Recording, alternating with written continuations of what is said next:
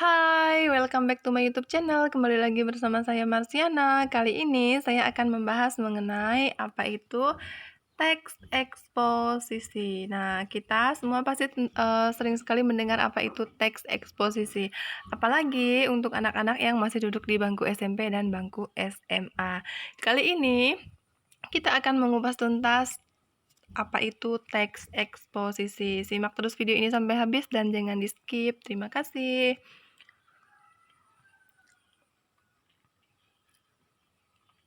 Apa itu teks eksposisi? Jadi, teks eksposisi itu adalah teks yang mengemukakan pendapat disertai dengan fakta yang berusaha untuk memberikan dorongan, penilaian, atau ajakan tertentu kepada orang lain atau orang banyak. Unsur utama teks eksposisi itu ada dua. Yang pertama itu adalah gagasan, yang kedua adalah fakta. Apa itu gagasan? Jadi gagasan itu adalah ide, pendapat, atau opini dari seseorang yang dituliskan dalam bentuk teks eksposisi yang biasanya berisi penilaian, komentar, saran, dan sebagainya terhadap suatu objek atau suatu aspek. Contohnya di sini, virus corona lebih berbahaya dari flu burung. Nah, ini masih berupa pendapat ya, karena kita tidak bisa membuktikan apakah yang paling berbahaya antara kedua virus tersebut. Kemudian selanjutnya, fakta. Fakta itu adalah suatu kejadian atau peristiwa nyata yang benar-benar terjadi dan dapat dibuktikan kebenarannya. Contohnya, Indonesia mulai diserang pandemi corona sejak tahun 2020. Nah, itu betul ya, sesuai fakta, karena virus corona itu masuk ke Indonesia sejak tahun 2020. Selanjutnya, pola-pola pengembangan teks eksposisi. Yang pertama ada pola umum khusus. Pengembangan paragraf eksposisi di sini menggunakan ide pokok yang diletakkan di awal paragraf, kemudian diikuti dengan ide-ide penjelas.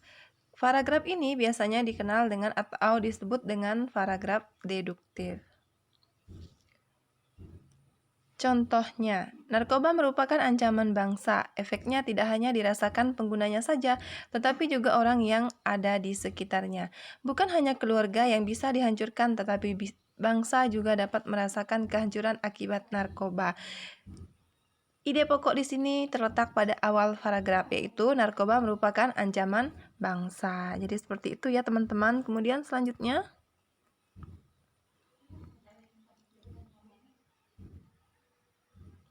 pola khusus umum.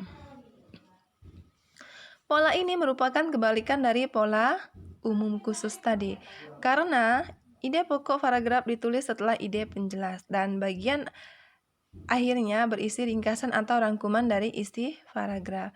Paragraf ini disebut dengan paragraf induktif.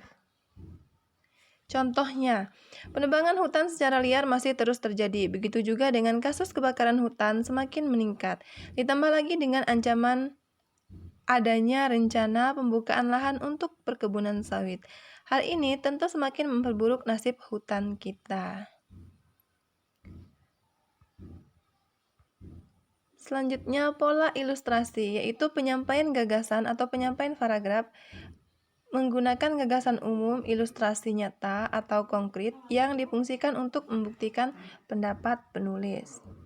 Contohnya, tidak semua aspek dapat dikuasai oleh anak. Orang tua sebaiknya mengarahkan anak ke aspek yang dikuasainya. Misalnya, jika anaknya menyukai hitungan, maka arahkanlah anaknya ke aspek tersebut. Selanjutnya yaitu pola perbandingan. Penulis di sini melakukan perbandingan antara kesamaan atau perbedaan suatu objek atau suatu aspek. Contohnya, perlu adanya kerjasama dari berbagai aspek agar pendidikan di Indonesia semakin baik. Seperti halnya bangunan, pondasinya kuat, maka bangunannya juga akan kokoh. Oleh karena itu, pemerintah, orang tua, guru, dan siswa harus bahu-membahu. Mana nih perbandingannya di sini? Yaitu seperti halnya bangunan. Jika pondasinya kuat, maka bangunannya juga akan kokoh. Di situ ada kalimat perbandingan ya. Kemudian selanjutnya, kalimat utama adalah kalimat yang mengandung gagasan pokok yang digunakan untuk membangun isi paragraf. Paragraf deduktif adalah paragraf yang kalimat utamanya terdapat di awal paragraf. Contohnya, Universitas Indonesia merupakan kampus favorit di Indonesia. Banyak mahasiswa berprestasi yang menyelesaikan pendidikan di sana. Lulusannya pun tidak diragukan lagi kinerjanya dan biasanya diincar keberadaannya oleh beberapa instansi. Kalimat utamanya mana? Yaitu Universitas Indonesia merupakan kampus favorit di Indonesia.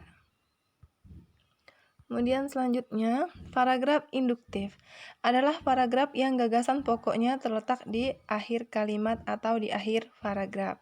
Contohnya, banyak mahasiswa berprestasi yang menyelesaikan pendidikan di sana. Lulusannya pun tidak diragukan lagi kinerjanya dan biasanya diincar keberadaannya oleh beberapa instansi. UI merupakan kampus favorit Indonesia. Jadi hanya dibolak-balik dengan yang tadi kalimatnya ya. Kemudian selanjutnya, paragraf campuran merupakan gabungan dari paragraf deduktif dan paragraf induktif.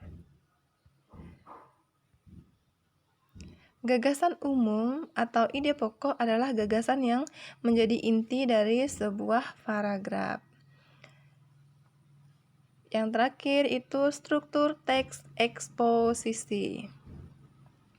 Struktur teks eksposisi terbagi menjadi 3. Yang pertama itu tesis, kemudian yang kedua rangkaian argumen, yang ketiga penegasan ulang. Apa itu tesis? Tesis itu adalah bagian pembuka yang isinya itu berkaitan dengan isu-isu yang sedang hangat diperbincangkan atau permasalahan yang sedang menjadi trending topik. Kemudian dikaitkan dengan pandangan umum si penulis terhadap permasalahan tersebut.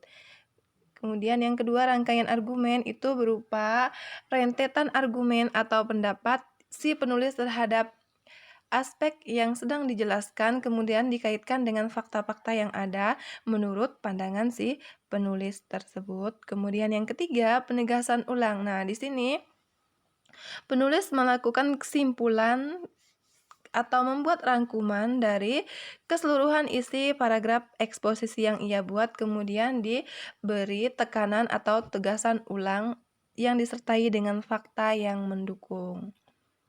Jadi seperti itu teks eksposisi.